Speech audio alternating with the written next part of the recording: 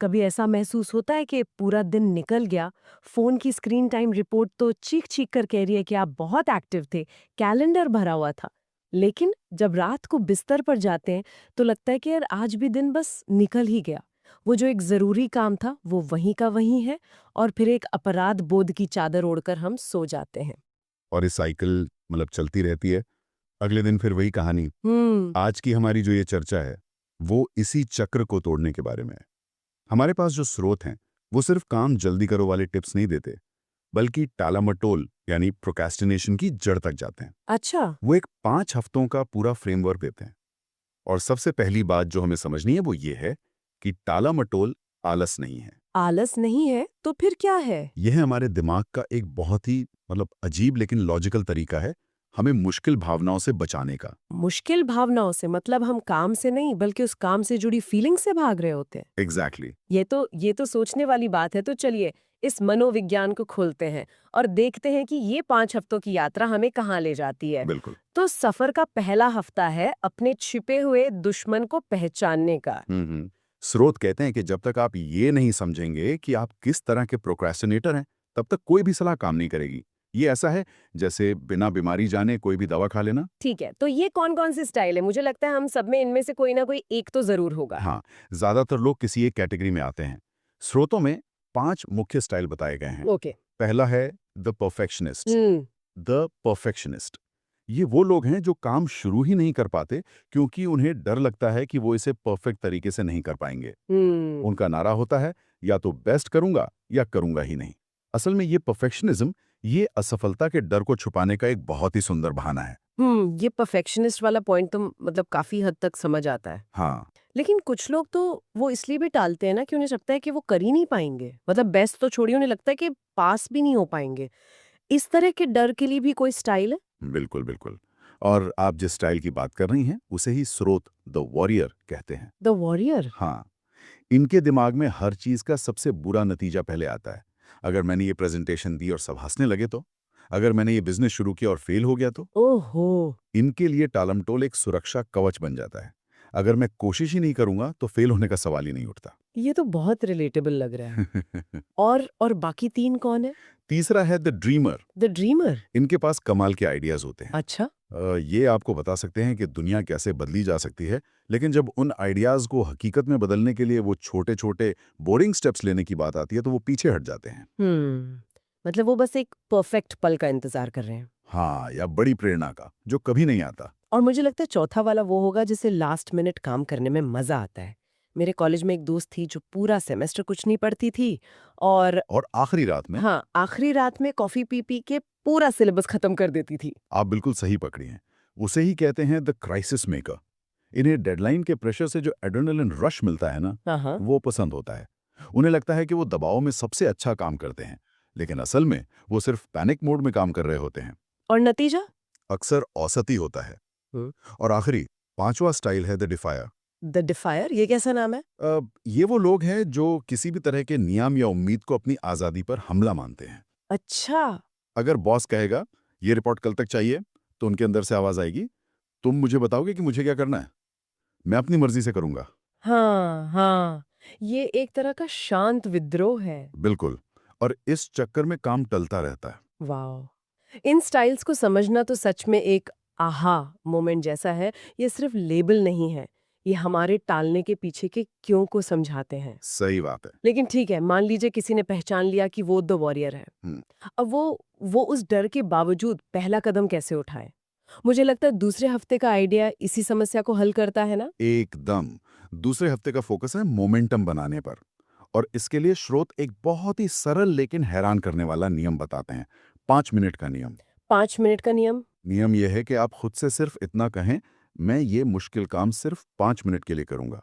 चाहे वो एक्सरसाइज करना हो, कोई रिपोर्ट लिखनी हो या घर साफ करना हो, बस 5 मिनट। सिर्फ 5 मिनट?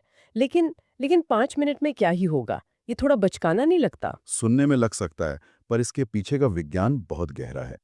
एक स्रोत में बताया गया है कि किसी काम को शुरू करने की सोच से जो घबराहट होती है, वो हमारे दिमाग के अमिगडाला यानी थ्रेट डिटेक्शन सिस्टम को एक्टिवेट कर देती है। अच्छा। दिमाग को लगता है कि कोई बड़ा खतरा आने वाला है, लेकिन जब आप उसे सिर्फ 5 मिनट का टारगेट देते हैं, तो वो खतरा छोटा लगता है। हाँ, और दिमाग विरोध नहीं करता। अच्छा, तो ये दिमाग को एक तरह से धोखा देने जैसा है? एक तरह से हाँ। और यहाँ जादू होता है। कॉर्नेल यूनिवर्सिटी की एक स्टडी में पाया गया कि किसी काम को शुरू करने की सोच से जो घबराहट होती है, वो काम शुरू करने के 2-3 मिनट के अंदर ही 70% तक कम हो जाती है। 70%? वाह! जी। एक बार आप शुरू कर देते हैं तो दिमाग का वो हिस्सा जो खतरे को भांपता है, वो शांत हो जाता है। और प्रॉब्लम सॉल्विंग वाला हिस्सा, यानी प्रीफ्रंटल कॉर्टेक्स, एक्टिवेट हो जाता है। और फिर मोटिवेशन भी आता होगा? बिल्कुल। दिमाग थोड़ा-सा डोपामाइन भी रिलीज़ करता है, जिससे अच्छा महसूस होता है और काम जारी रखने का मोटिवेशन मिलता है। हम सोचते हैं मोटिवेशन आएगा तो एक्शन लेंगे, पर सच ये है कि एक्शन से मोटिवेशन पैदा होता है। ये तो सच में गेम चेंजर हो सकता है। मैंने एक बार अपनी स्टडी टेबल साफ करने के लिए ट्राई किया था। हाँ, सोचा था बस 5 मिनट करूंगी, लेकिन एक बार शुरू किया तो पूरी टेबल साफ करके उठी। हाँ देखा? लेकिन ये 5 मिनट का नियम छोटे कामों के लिए तो ठीक है, पर उन बड़े प्रोजेक्ट्स का क्या जिन्हें महीनों तक लगातार मेहनत चाहिए? सिर्फ विल पावर, मतलब इच्छा शक्ति के भरोसे तो गाड़ी ज्यादा दूर नहीं जाएगी। आपने बिल्कुल सही नस पकड़ी है। और यही हमें तीसरे हफ्ते के सिद्धांत पर लाता है, जो शायद इस पूरी योजना का सबसे ज़रूरी हिस्सा है। और वो क्या है? Design beach will power. यानी आपकी इच्छा शक्ति से ज़्यादा शक्तिशाली आपका माहौल और आपके सिस्टम हैं। इच्छा शक्ति एक फ़ोन की बैटरी की तरह है। सुबह तो 100% होती है, लेकिन दिन भर के छोटे-छोटे फैसलों से खत्म होती जाती है। और रात तक 10% पर आ जाती है। सही। सिस्टम एक चार्जर है जो आपको हर दिन सहारा देता है। लेकिन डिजाइन बीट्स विल पावर सुनने में थोड़ा बहाने जैसा भी लग सकता है। जैसे, मैं क्या करूं, मेरा माहौल ही खराब है। क्या ये व्यक्तिगत जिम्मेदारी से ध्यान हटाने का एक तरीका नहीं है? ये एक बहुत अच्छा सवाल है और स्रोतों में इस पर जोर दिया गया है कि सिस्टम बनाने की जिम्मेदारी आपकी ही है। ओके। ये बहाना नहीं, बल्कि एक स्मार्ट तरीका है अपनी ही कमजोरियों से लड़ने का। एक कहावत है कि विजेता अपनी मोटिवेशन के स्तर तक नहीं उठते, वे अपने सिस्टम के स्तर तक गिरते हैं। मतलब जिस दिन मोटिवेशन जीरो हो, उस दिन भी आपका सिस्टम आपको काम करने पर मजबूर कर दे। तो ये सिस्टम दिखता कैसा है? क्या है इसके प्रैक्टिकल तरीके?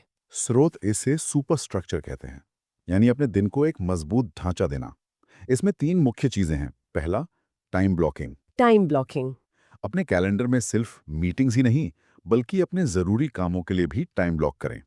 अगर आपको कोई रिपोर्ट लिखनी है, तो कैलेंडर में सुबह 9 से 11 का स्लॉट रिपोर्ट राइटिंग के नाम से ब्लॉक कर दें। तो वो एक अपॉइंटमेंट बन गया जिसे टाला नहीं जा सकता। बिल्कुल। और दूसरा, शायद उन छोटे छोटे कामों को एक साथ करना है जो हमारा ध्यान भटकाते रहते हैं। सही। इसे टास्क बैचिंग कहते हैं। जैसे सारे ईमेल या मैसेज का जवाब एक ही बार में देना, न कि हर 10 मिनट में। मैं खुद पहले हर ईमेल आते ही उसका जवाब देता था। मुझे लगता था मैं बहुत प्रोडक्टिव हूँ। हम्म। लेकिन जब मैंने एक स्रोत की सलाह पर दिन में सिर्फ 2 बार दोपहर 12 बजे और शाम 4 बजे ईमेल चेक करना शुरू किया, तो पता चला कि मैं दिन में लगभग 90 मिनट बचा रहा था। 90 मिनट? हाँ, वो जो बार-बार कॉन्टेक्स्ट बदलने में दिमागी ऊर्जा बर्बाद होती है, वो बहुत ज़्यादा है। और तीसरा हिस्सा क्या है इस सुपरस्ट्रक्चर का?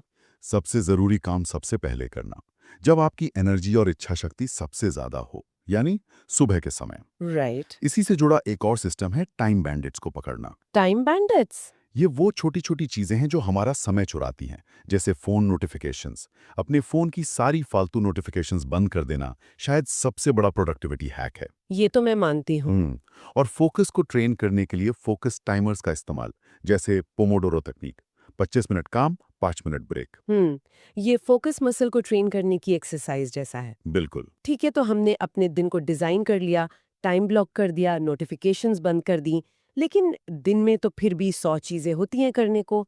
हम ये कैसे तय करें कि किस काम को हमारे कैलेंडर में जगह मिलनी चाहिए और किसे नहीं? और यहीं से हम चौथे हफ्ते में प्रवेश करते हैं, जिसका फोकस है समय को प्राथमिकता देना। स्रोत यहाँ टाइम बजटिंग का कॉन्सेप्ट समझाते हैं। टाइम बजटिंग, पैसे के बजट की तरह? एग्जैक्टली। जैसे हम पैसे का बजट बनाते हैं, वैसे ही समय का भी बनाना चाहिए। हर मिनट या तो इन्वेस्ट हो रहा है या खर्च हो रहा है।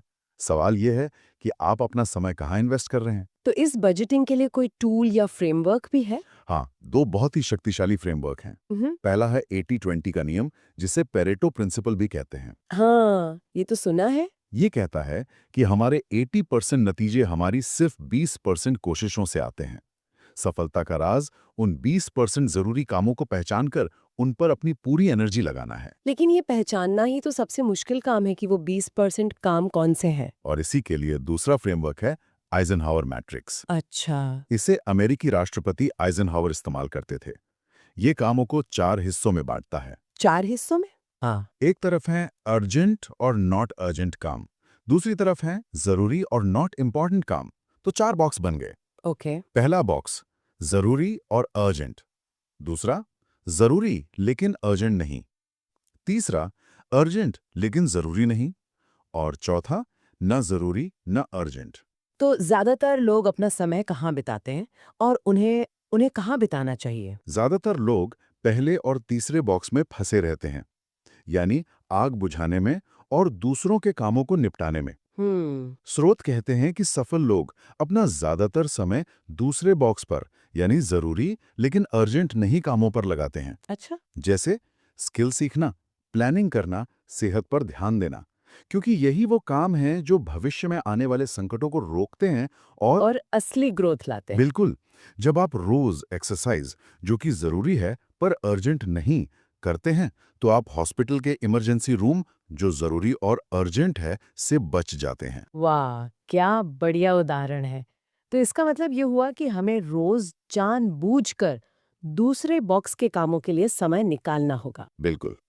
और इसी से जुड़ी एक बहुत अच्छी आदत है जो स्रोतों में बताई गई है, प्लान टुमारो टुडे। कल की योजना आज ही। हाँ, सोने से पहले बस 10 मिनट निकालकर अगले दिन के 3 सबसे जरूरी काम लिख लेना, जो दूसरे बॉक्स से हों। इससे सुबह उठते ही दिमाग साफ रहता है और अब क्या करूं वाली जो डिसीजन फटीग होती है ना, हाँ, उससे बच जाते। उससे बच जाते हैं। ठीक है, तो हमने सिस्टम बना लिए, प्राथमिकताएं तय कर ली।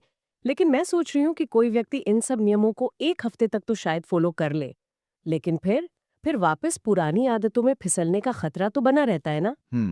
ऐसा लगता है कि कुछ और भी है जो बदलना जरूरी है, कुछ कुछ ज्यादा गहरा। और वो गहरा बदलाव ही 5वां और आखिरी हफ्ता है। ये सिर्फ एक्शन के बारे में नहीं, बल्कि पहचान बदलने के बारे में है। पहचान। हाँ, स्रोत इसे टाइम वॉरियर की मानसिकता अपनाना कहते हैं। ये मैं एक प्रोक्रास्टिनेटर हूं से मैं एक ऐसा इंसान हूं जो अपने वादों को पूरा करता हूं तक का सफर है। मतलब आइडेंटिटी शिफ्ट। बिल्कुल। जब आप अपनी पहचान बदल लेते हैं तो आपका व्यवहार अपने आप उसके साथ अलाइन हो जाता है। पहचान बदलना, ये सुनने में बहुत बड़ा और मुश्किल लगता है। क्या स्रोत इस बारे में कोई छोटी रोजमर्रा की प्रैक्टिस बताते हैं जिससे ये बदलाव धीरे धीरे सच लगने लगे? हाँ, ये एक दिन में नहीं होता। ये छोटी छोटी जीतों से होता है। इसके लिए कुछ आदतें जरूरी हैं। पहली, मोटिवेशन को जिंदा रखना। वो कैसे? हर बार जब आप 5 मिनट का नियम इस्तेमाल करके कोई काम शुरू करें, तो खुद को शाबाशी दें। अपनी प्रगति को ट्रैक करें। एक डायरी में लिखें कि आज आपने क्या पूरा किया। ये छोटी छोटी जीतें आपके दिमाग को सबूत देती हैं कि आप बदल रहे हैं। और दूसरी आदत क्या है इस नई पहचान को मजबूत करने के लिए? ना कहना सीखना। ये बहुत जरूरी है। स्रोतों में साफ कहा गया है कि हर काम के लिए हाँ कहना दूसरों के एजेंडे पर जीना है। आपकी नई पहचान, टाइम वॉरियर की पहचान, अपनी प्राथमिकताओं की रक्षा करना जानती है। सही बात है। इसलिए विनम्रता से लेकिन मजबूती से उन चीजों को ना कहना जो आपके जरूरी कामों से समय चुराती हैं, एक सेल्फ रिस्पेक्ट का काम है। और ये ना सिर्फ दूसरों के लिए नहीं, खुद के लिए भी है। जैसे एक और वेब सीरीज के एपिसोड को ना कहना। एग्जैक्टली। और असफलता का क्या? इस रास्ते में गलतियां तो होंगी ही, लोग फिर से टालमटोल करेंगे, तब इस नई पहचान का क्या होगा? यहीं पर तीसरा और सबसे जरूरी माइंडसेट आता है, असफलता को फिर से परिभाषित करना।